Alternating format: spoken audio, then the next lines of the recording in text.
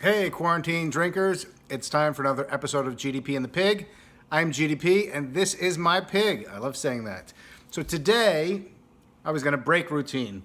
We had roast beef for dinner, and I was like, you know what I feel like? I feel like a young bottle of California Cabernet. So I was going to open this 2005 Behringer Rancho d'Oso Cabernet Sauvignon, which I'll put on the counter. We'll open another time here, because as the day progressed, my wife asked me for cheese tortellini and tomato sauce. So we have some leftovers, asparagus and pork fried rice.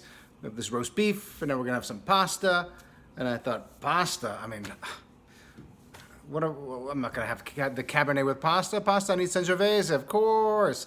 So I went down to the cellar and I rooted around, and I found a wine that I think is perfect for roast beef and pasta. And it is Castellare's Sodi di San Niccolò.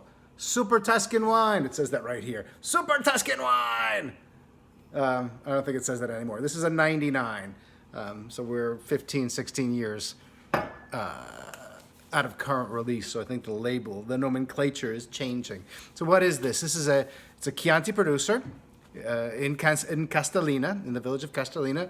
It's over to the west and down the slope a little bit, not that far. Stunning property. It's an amphitheater. In Castellina, the valley sort of has fingers, ridges that go down. So they're sort of like, almost like gullies. They might look like gullies on the map. And Castellare's got this vineyard, and it rolls down the hill, but it also curves around on the western side where there's a house, which I believe a priest used to live in. And that's the Sodi, the San Niccolò. It became a Saint Nicholas.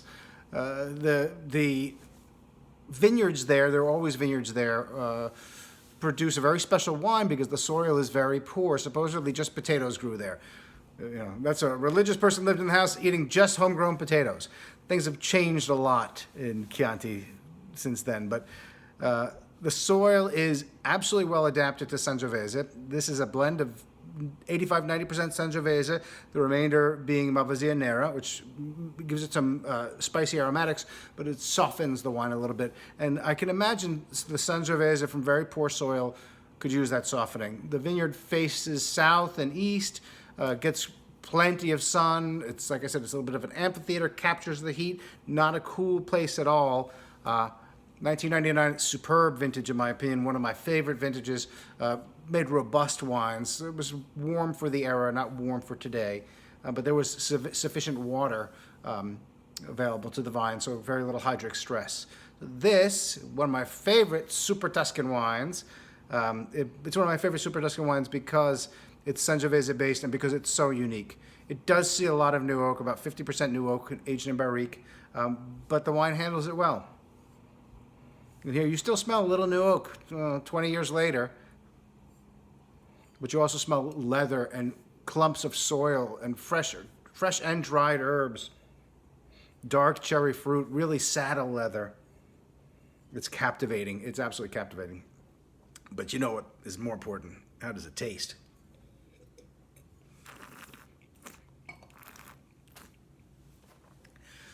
I love this wine. It is uncompromising. It is not a blush. A Super Tuscan wine, to me, it often means today round, soft, rich, international. There, I said it. This wine, none of that. The only concession to internationalism here is the barrique. It is a wine that's transparent, that's angular, that's still moderately tannic today, fairly tannic for 20-year-old Sangiovese for sure. Gorgeously detailed, elegant in a very strict way. Oh, the amount of dust in my mouth, it's like I'm driving on a dirt road in Tuscany in August when it hasn't rained for 2 months and the window's down because the air conditioning's not working, and I'm getting all this white powdery soil in my mouth, and the fruit is so pure and well defined.